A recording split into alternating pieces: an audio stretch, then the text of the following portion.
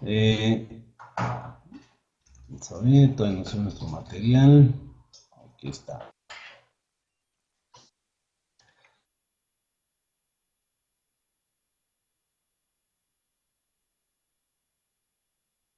Si se escucha, estamos bien a la orden. Saludos.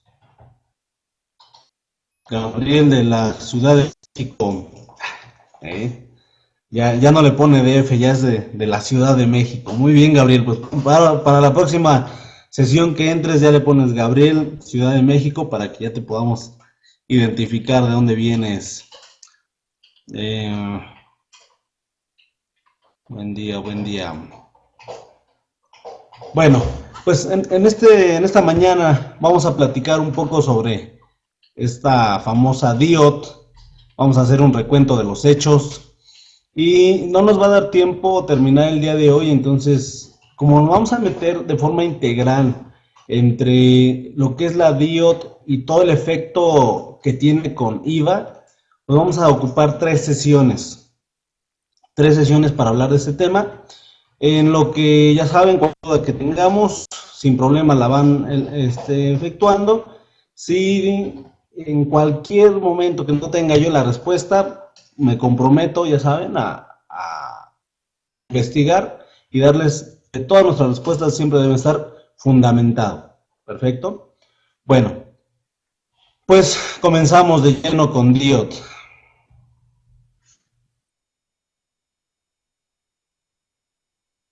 DIOT. Primero es saber por qué nosotros nos metemos en este tema de contribuciones, que si bien es cierto, el artículo 31, fracción cuarta de la Constitución nos obliga a un pago de una contribución. Estas contribuciones, recordemos, haciendo un poquito de historia, se dividen en cuatro de acuerdo al artículo segundo del Código Fiscal de la Federación, que son impuestos, derechos, mejoras y aportaciones de seguridad social. Me dice, ¿debes de contribuir? Ok.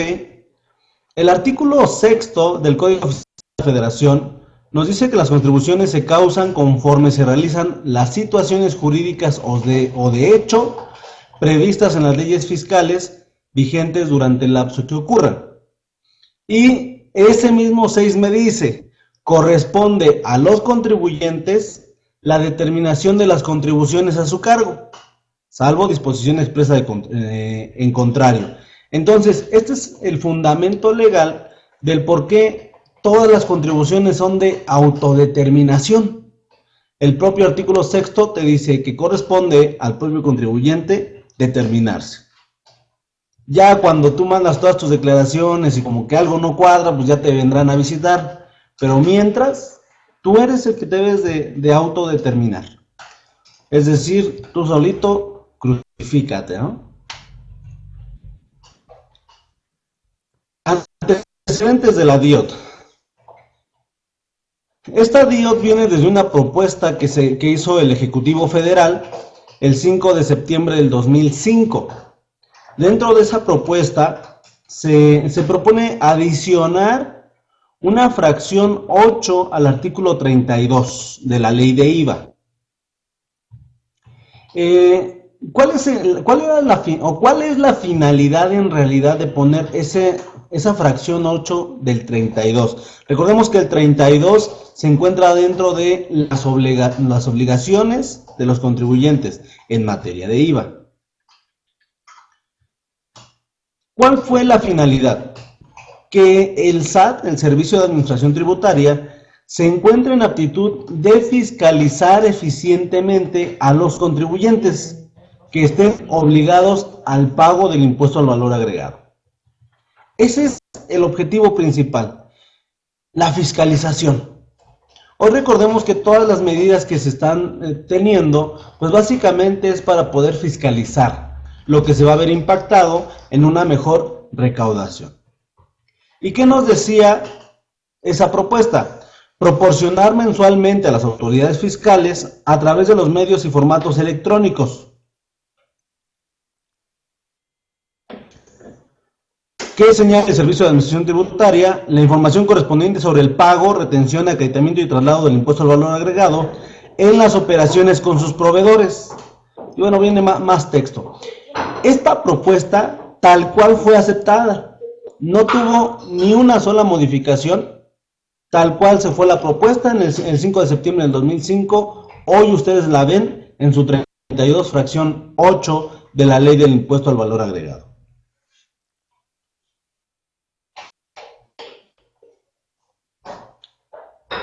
En junio del 2006 se publica en el Diario Oficial de la Federación que se comenzaría a enviar a partir del 17 de octubre del 2006, y a partir de ahí viene la crónica de una muerte anunciada, ¿no? En la cuarta modificación de la resolución, el 28 de agosto del 2006, viene la regla en la cual se publica el formato A29, hoy vigente.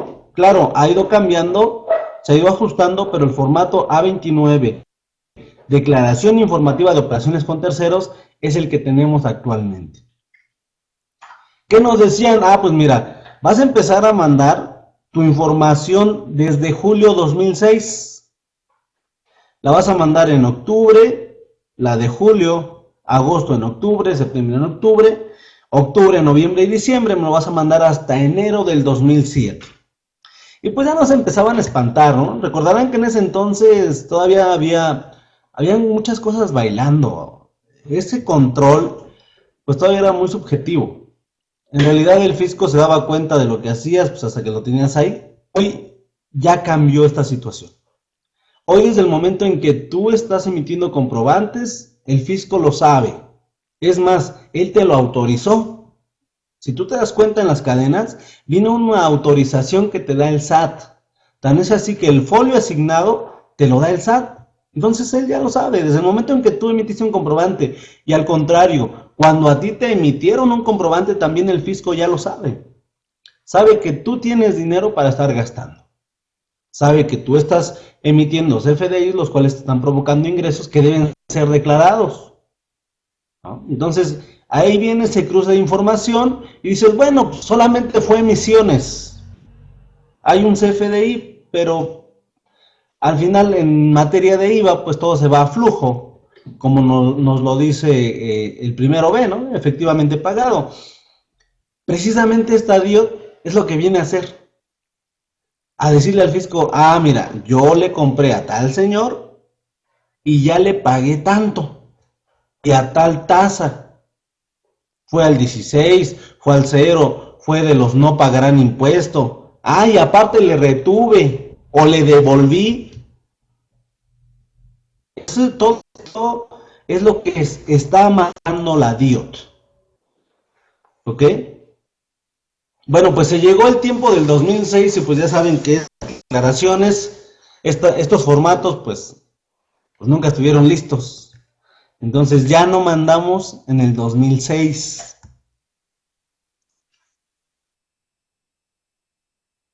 La resolución miscelánea nos decía, ¿qué información deberá presentarse? La información de los proveedores a que se refiere esta regla será la relativa a la que efectivamente se realizó el pago. Hoy esto sigue vigente. Lo único que declaramos en DIOT es lo que efectivamente pagues. Y recuerda que lo efectivamente pagado se entiende como tal un pago, o cuando el interés del acreedor queda satisfecho mediante cualquier forma de pago. En ese momento se considerará efectivamente pagado. Y allá nos dio un importe a declarar, solamente el global. Y nos dijo, vas a meter un 10% del total de tus pagos efectivamente realizados, pero que a ese proveedor no le hayas pagado más de 5,000 pesos. Esta regla sí cambió. Hoy recordemos, el importe son 50,000 pesos. Seguimos sin decir a quién le pagamos, en un total de un 10% de todas las actividades realizadas, y no le decimos al fisco exactamente quiénes son, no le desglosamos en el RFC, lo metemos en un global. Antes nació solamente hasta 5,000 pesos.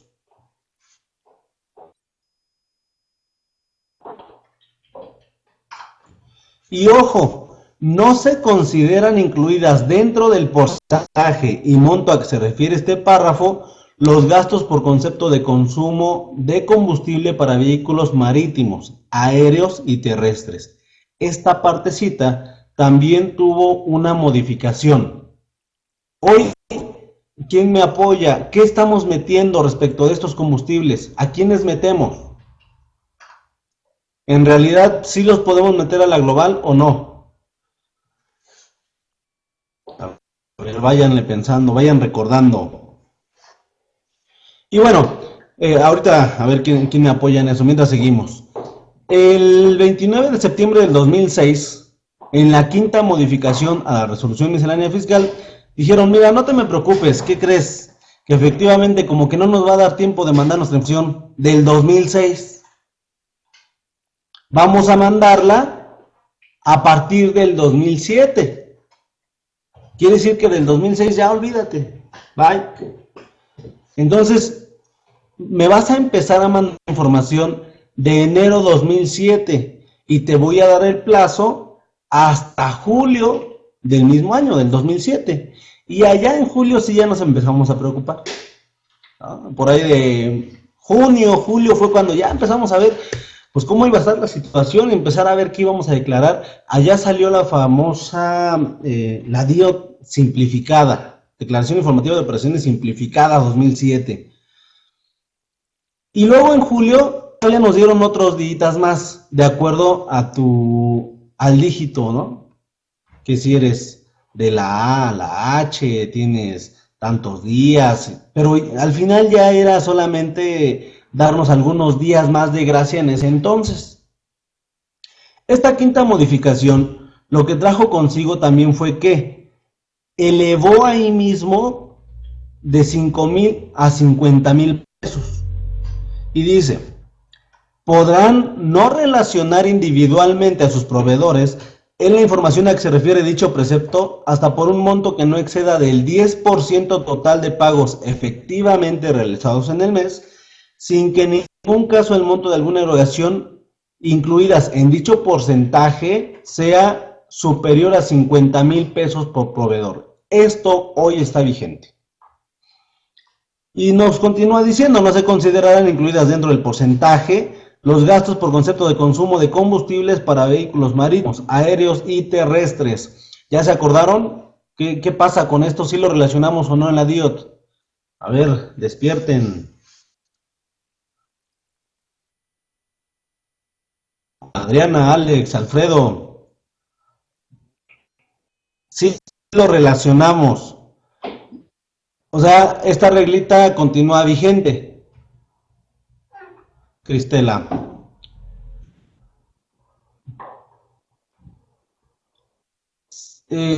¿Siempre debemos de relacionarlo o hay algún momento en que podamos no hacerlo? Porque aquí, de hecho, esta regla inicial te decía, no me vas a meter al global, es decir, tendrás que decir a quién le estás comprando combustibles. Hoy esta regla, ¿cómo la estamos aplicando?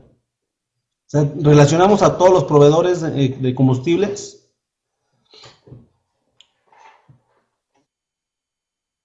Y hay un punto muy importante simplemente en el término, ¿no? de la declaración. Nos habla en el artículo 32, fracción 8, que vamos a declarar a nuestros proveedores.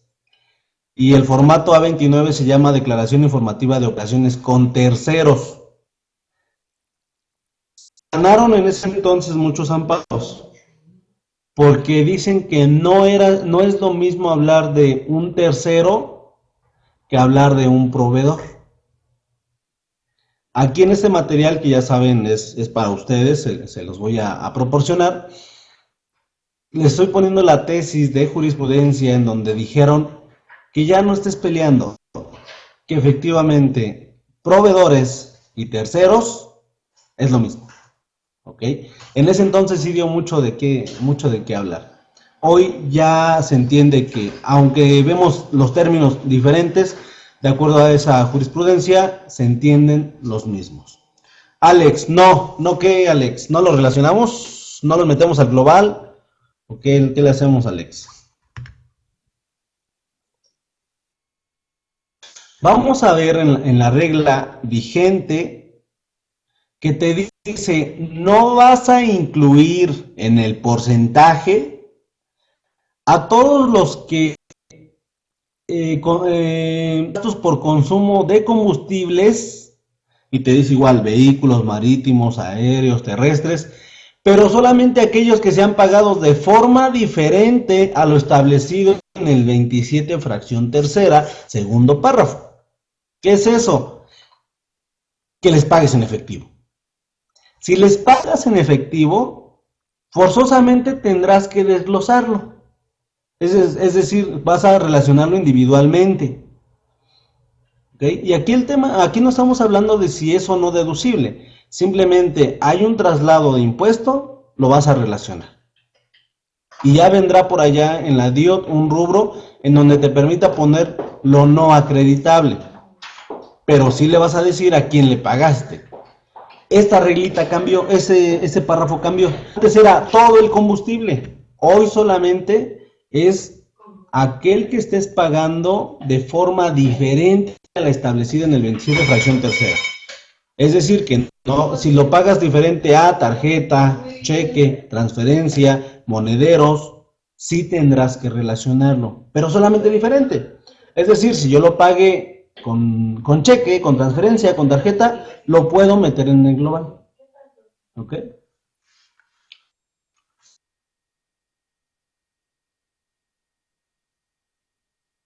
Aquí está que en mayo del 2007 fue cuando se publica tal cual ya en su anexo 1 el programa Declaración Informativa para Operaciones con Terceros 2007 simplificada. Este es lo que les platicaba, cuando se iba a entregar, y luego las letras de RFC adicional de la A a la F tienes del 1 al 10 de agosto del 2007, las siguientes tienes del 13 al 21, te daban días adicionales, pero todo se quedaba en agosto. O sea, te dieron básicamente un mes más para presentarlas, pero a partir de ahí comenzó la obligación que hasta el día de hoy tenemos. Ya viene por allá mencionándose un DP-IVA, pero hoy continúa vigente la DIOT.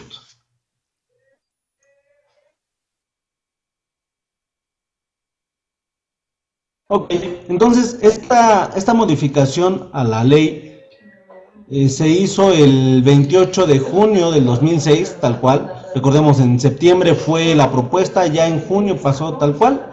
Y esto lo tenemos, proporcionar mensualmente a las autoridades fiscales a través de medios y formatos electrónicos que señale el SAT la información correspondiente sobre el pago, retención, acreditamiento y traslado del IVA en las operaciones con sus proveedores, desglosando el valor de los actos o actividades por tasa a la cual trasladó o le fue trasladado el IVA, incluyendo actividades por las que el contribuyente no esté obligado al pago. ¿Cómo conocemos a ello? A los famosos exentos, ¿no? Que bueno, aquí nada más les hago el comentario. En la ley del impuesto al valor agregado no existe el término exento. Así lo conocemos en la práctica. De hecho, tu DIOT viene ahí hasta entre paréntesis, exentos. Pero el término correcto no es ello. Y esto lo podrán corroborar en el artículo 9, en el artículo 15 de la ley IVA, donde comienza diciendo, no se pagará el impuesto por los siguientes actos o actividades. Y viene el listado. Entonces, no se pagará el impuesto se entiende, o en la práctica lo ocupamos como los famosos exentos, ¿no? Pero en realidad en la ley de IVA nunca utiliza ese término. A ver, comentario, Cefrem, ¿se entendería que si relaciono todos los terceros, si hay combustible, este se pagó en efectivo? Sí, todo el combustible pagado en efectivo es el que forzosamente deberás relacionar individualmente, no lo podrás meter al global, a eso se refiere la regla.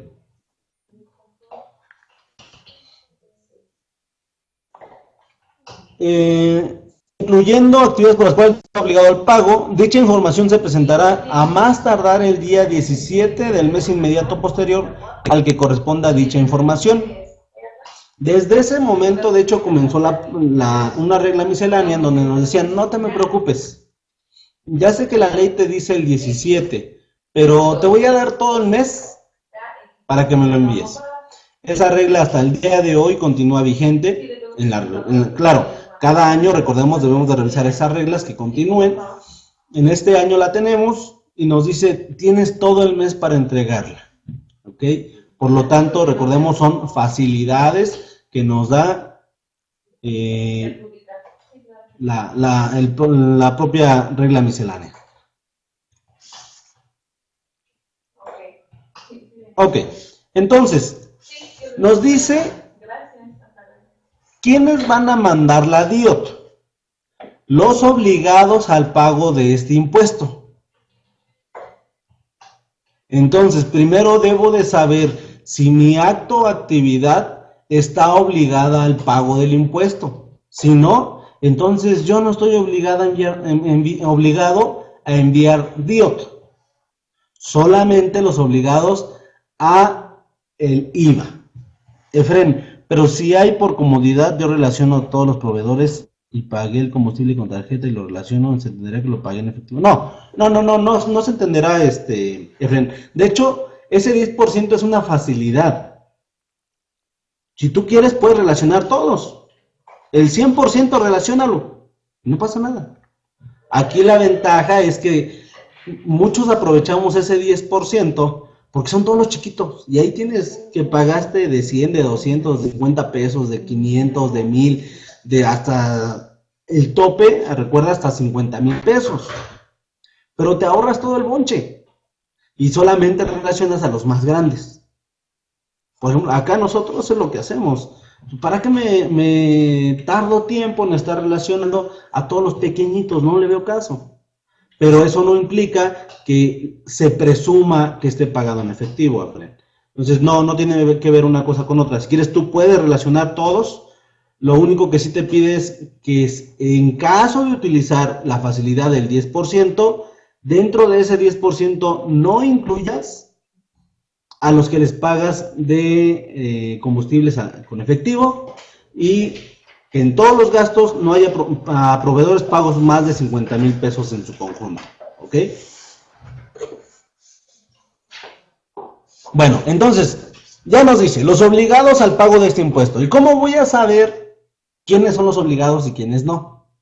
Pues es de acuerdo a mi actividad que desarrollo. Recuerda, aquí en materia de IVA, al IVA no le interesa de qué régimen seas.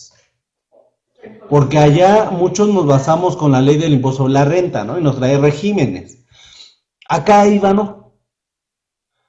¿Qué es lo que nos grava el impuesto sobre la renta? A ver, ¿quién me apoya? Julio de Chiapas, muy buenos días. A ver, Julio, ya que vas llegando. El que llega tarde se le pregunta, y si no, no se le da constancia. Y actividades, Rodolfo Flores, al impuesto sobre la renta.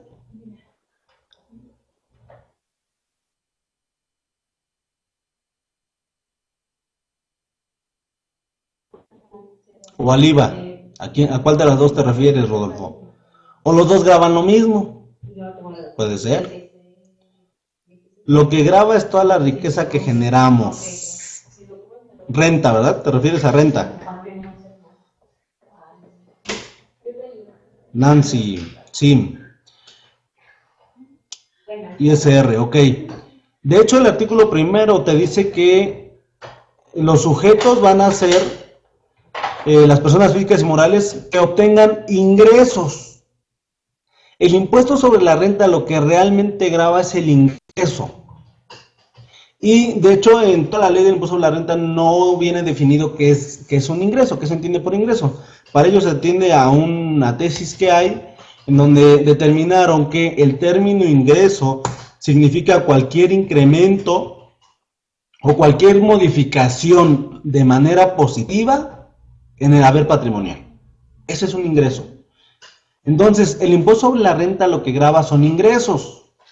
Lo que grava acá IVA son actos o actividades, que son cosas totalmente diferentes.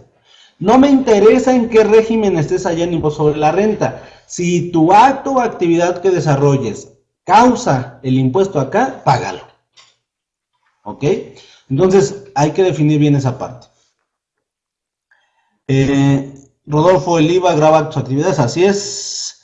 Héctor, la utilidad para ISR. Ah, utilidad, sí. Pero básicamente lo que se va es al ingreso como tal. Bueno, entonces nos dice que van a ser los obligados al pago del impuesto. Y para esto tendríamos entonces que llegar al punto de quiénes son los obligados a este pago. Y en términos, estamos hablando del sujeto de la contribución, en este caso del IVA. ¿Cuáles son los elementos? Tenemos sujeto, objeto, base, tasa o tarifa y época de pago. Las cuatro primeras, sujeto, objeto, base, tasa o tarifa, el fundamento legal es el artículo 5 del Código Fiscal de la Federación. Ahí vienen los elementos, que es aquello que impone cargas a los particulares, tal cual lo dice el artículo 5. Época de pago no viene contemplada ahí, pero también en una tesis nos dicen, bueno, el quinto elemento en la contribución será la época de pago. ¿Ok? Él quiere decir que el arrendamiento de un local comercial y se utiliza deducción ciega del 35%, está obligada a enviar DIOT sin operaciones. Así es, Ángel. Todavía no llegamos hasta allá, pero en tu pregunta en específico, no hay disposición expresa que lo libere. ¿Ok? Y de hecho vamos a ver que de hecho para efecto del impuesto sobre la renta, tú puedes optar por una deducción ciega de un 35%. Pero en materia de IVA, puedes ocupar, si tenías gastos, hablemos por ejemplo, ¿qué te gusta? Honorarios, ¿no? Que es una deducción del arrendamiento. El total de honorarios es un 8%. Y dices, no, pues ¿para qué meto gastos? Mejor aprovecho la deducción del 35% que me permite el 116 de la ley del impuesto sobre la renta. Ok. Pero eso no implica que pierdas el derecho de acreditamiento para efectos de IVA. O sea, ese 8% de honorarios que tenías tienen un IVA. Ese IVA es totalmente acreditable. No hay disposición expresa que te diga, como ya optaste por una deducción ciega, pierdes el derecho a todos tus gastos en materia de IVA. Eso no existe. Por lo tanto, tú puedes aprovechar el acreditamiento.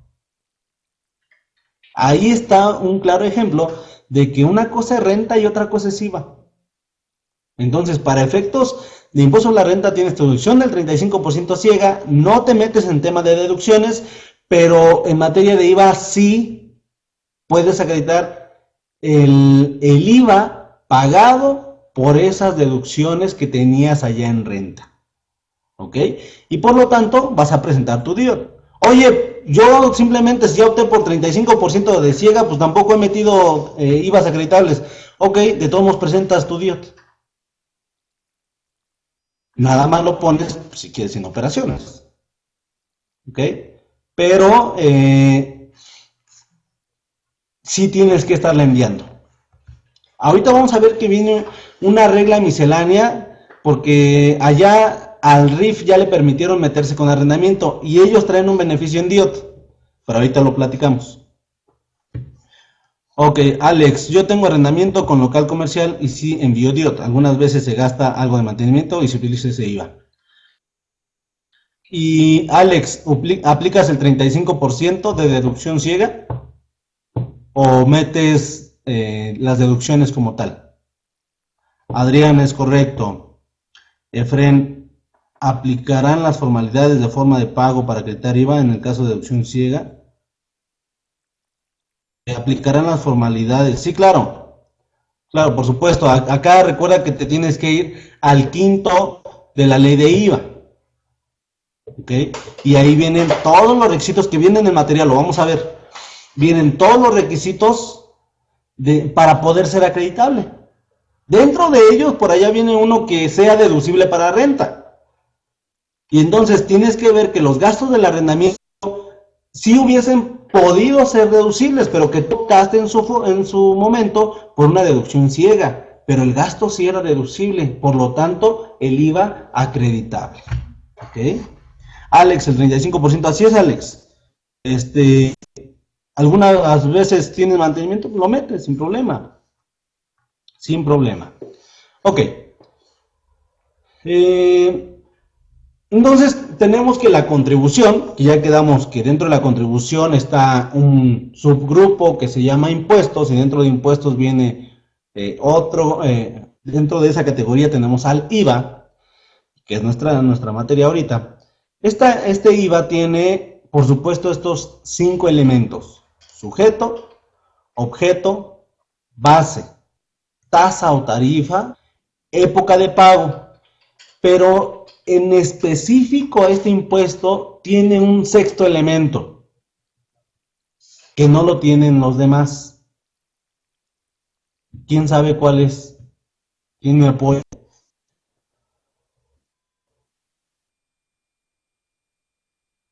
Hay 6 elementos en IVA.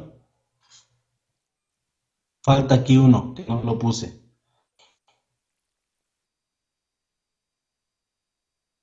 A ver.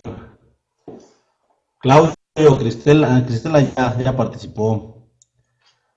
José de Oaxaca, José de Jalisco, Juan Hernández, Julio Chiapas, Lili Omara, Puebla.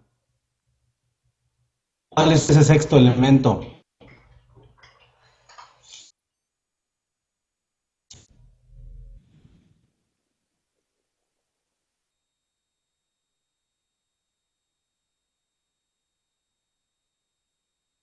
Ese sexto elemento es territorialidad.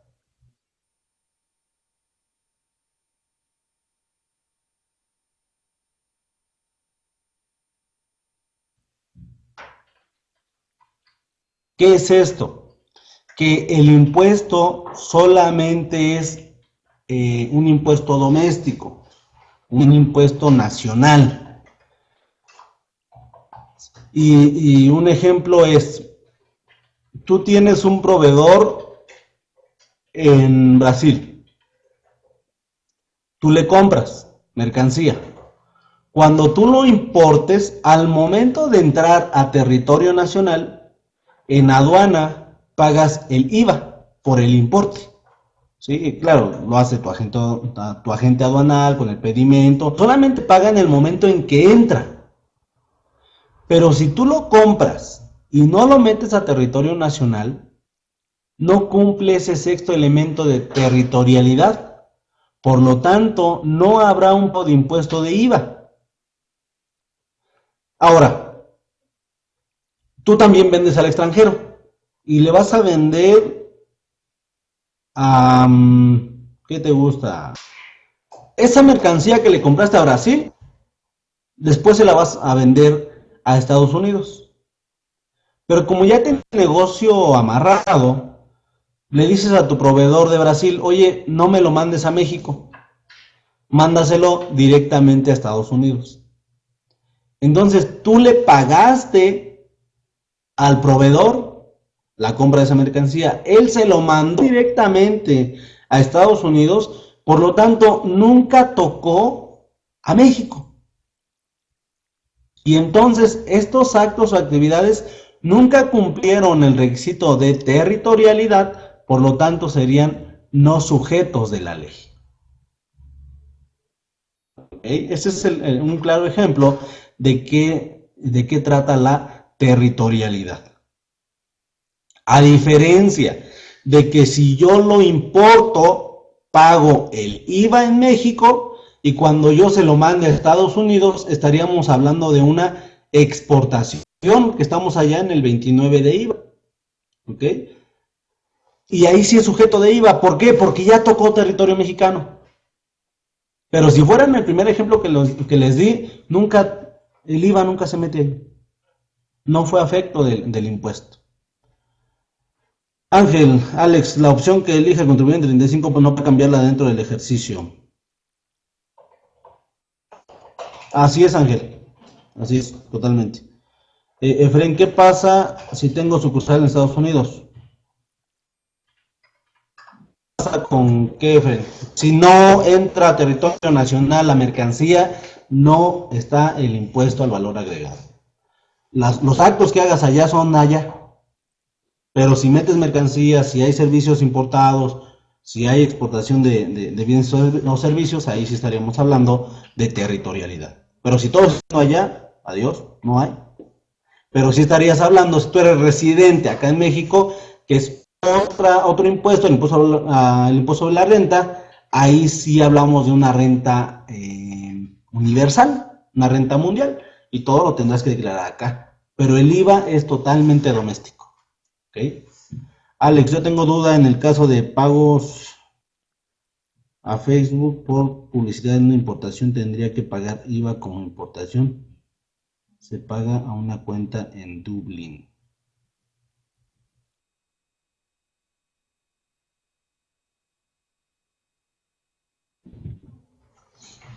En realidad hay importación de servicios.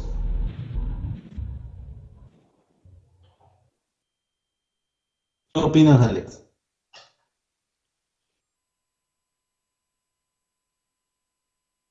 ¿Cómo definiríamos que hay o no importación de servicios? Allá tendríamos que irnos al 24 en la importación y estaríamos hablando de un aprovechamiento. ¿En dónde se está aprovechando? ¿En México? Si es en México, sí hay un impuesto. Y ahí hablaríamos de un famoso IVA virtual. Te dice, como estás importando bienes, estás importando servicios, vas a pagar un IVA, pero a su vez vas a tener un acreditamiento de un 100% de ese impuesto. Por eso siempre el efecto es el mismo, es cero, pero sí existiría, sí el aprovechamiento es aquí en México de ese servicio, sí habría una importación de servicios, pero estarías con el famoso IVA virtual. ¿Okay? Bueno, sujetos. ¿Quién es sujeto? De acuerdo al artículo primero, están obligadas al pago de ese impuesto al impuesto al valor agregado las personas físicas y morales que en territorio nacional, y de una vez lo acotó,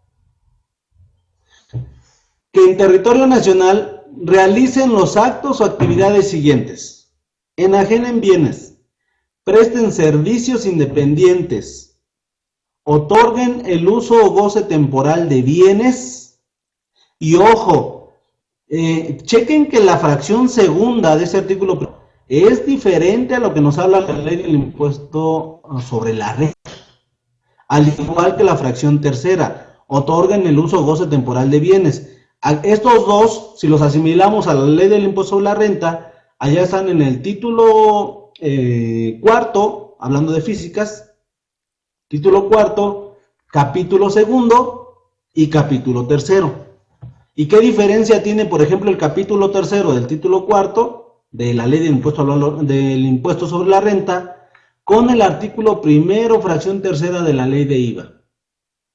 Que renta dice, en arrendamiento, ingresos por arrendamiento y en general por otorgar el uso o goce temporal de bienes inmuebles. Inmuebles. Y ya viste aquí cómo te dice IVA, que otorgue el uso o goce temporal de bienes. ¿Qué tipo de bienes tenemos? Inmuebles e inmuebles. Oye, ¿a cuál de los dos se refirió? A los dos. ¿Ok? Y esto va a tener, tiene una gran repercusión en materia de retención de impuesto. Porque allá renta solamente le retiene a los inmuebles. Y acá en IVA tendrías que retenerle a los dos. ¿Ok? Luego, prestación de servicios independientes. Son sujetos también de IVA. y la importación de bienes o servicios. Básicamente estos son los sujetos del impuesto. Ahora, pregunta, ¿quién es el contribuyente de IVA? ¿El que lo cobra o el que lo paga? Pongamos un ejemplo. Yo, prestador de servicios, les presto a ustedes mi servicio. Y a ese cobro le voy a aumentar un 16 de IVA. Okay. ¿Quién fue el contribuyente? ¿Quién es el contribuyente? ¿Yo o ustedes?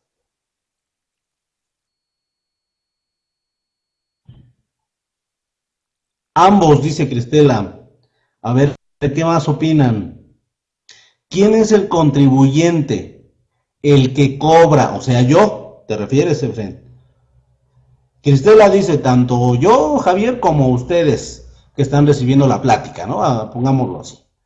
Efren dice, el que cobra, entonces como yo les voy a cobrar, solamente yo soy el contribuyente. Alfredo, usted, ok, yo el que cobra. Víctor, yo, perfecto. Esa es la respuesta correcta. El contribuyente de IVA es el que realiza el acto o actividad. ¿Y quién lo está desarrollando? ¿Quién lo realiza? Yo. Entonces el contribuyente, el sujeto del impuesto, soy yo, no ustedes. Lo que pasa es que ustedes son quienes terminarán absorbiendo ese impuesto al consumo, ¿no? Que al final el IVA es un impuesto al consumo. Y aquí sí se cumple la proporcionalidad. Entre más gastes, más pagas. ¿Y quién termina pagando este impuesto en estricto sentido, ya financieramente? El consumidor final. Él es al que se le impacta. ¿Por qué? Porque, por ejemplo, yo como prestador de servicios, a este impuesto yo soy un contribuyente de IVA, porque voy a cobrar el IVA por los actos que realice. Luego voy a poder descontar lo que yo esté pagando. Pero al final el contribuyente soy yo. Y por aquellos artículos que yo compre, pero que sean para uso personal, ahí me convierto yo en el consumidor final. Aunque para mi otra actividad yo sí sea contribuyente. ¿Ok? Y esto hablemoslo de artículos de uso personal. Como no los puedo meter a mi actividad de actividad empresarial y profesional, por lo tanto, yo me convertiré en el consumidor final. En ese caso, yo no soy el contribuyente. El contribuyente es quien me lo vendió. Pero si ya hablamos de la actividad profesional, ahí sí soy yo el contribuyente. ¿Ok? El que cobra, el que así es. El sujeto, el contribuyente, es el que realiza el acto o actividad. El otro solamente fue el que se le impactó, ¿no? Financieramente hablando. Ok, el impuesto nos dice el mismo artículo primero de la ley de IVA. El impuesto se calculará aplicando los valores que señala esta ley, la tasa del 16%. El impuesto al valor agregado en ningún caso se considerará que forma parte de dichos precios. ¿Cómo se determina el IVA? Pues ya lo sabemos de cajón, impuesto a su cargo, menos el IVA que le trasladaron acreditable, menos el IVA pagado en la importación acreditable. ¿Cómo sabré que es acreditable? Cumpliendo los requisitos del quinto de la ley de IVA. Y menos el IVA retenido, igual a un IVA por pagar. Esta mecánica nos la da el artículo primero de la ley de IVA.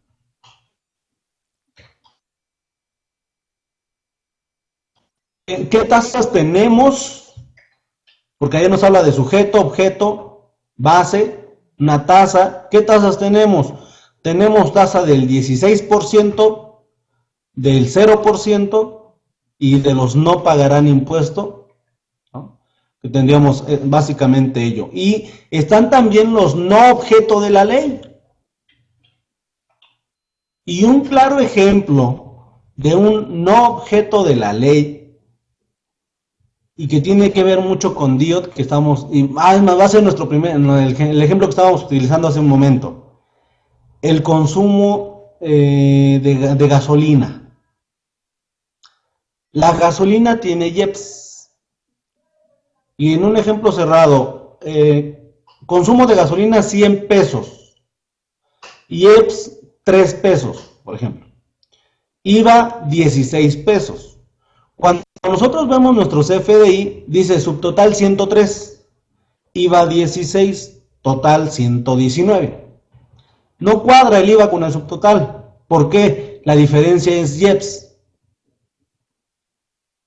Y aquí la pregunta es, ¿y cómo lo declaramos en DIOT?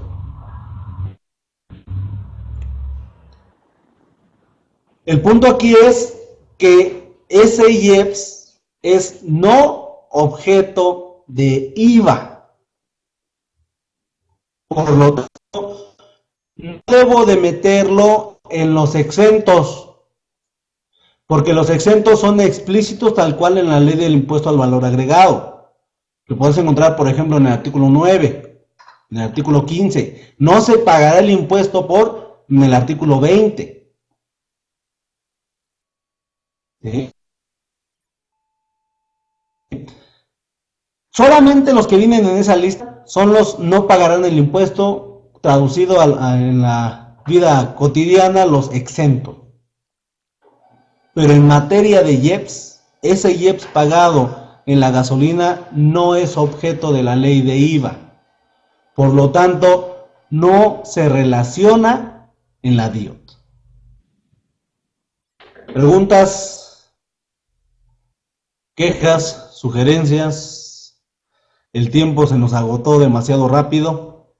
Son las 11:02 y pues vamos a respetar el tiempo también de la siguiente plática. Así es, Ángel. Hay muchos no objetos del impuesto.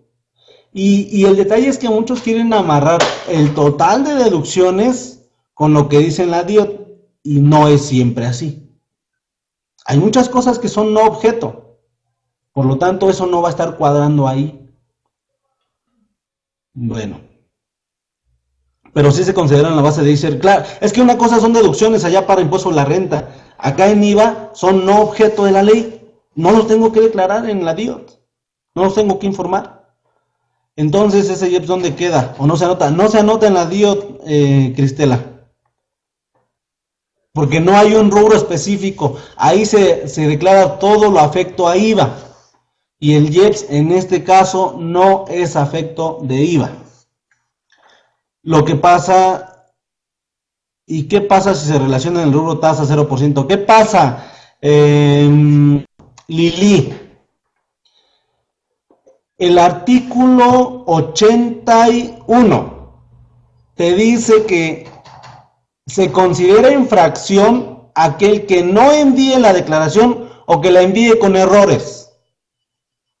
Y entonces, en este supuesto, con esta argumentación que te estoy dando, con el soporte legal, estaría mal informado, mal llenado, mal capturado tu DIOT, por lo tanto, contiene errores.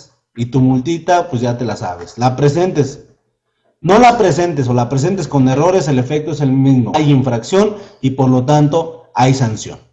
¿Okay? Ahora, la realidad es que el fisco en este punto, a veces cuando se les preguntas en el chat, te dicen, no, tú mételo ahí en exentos.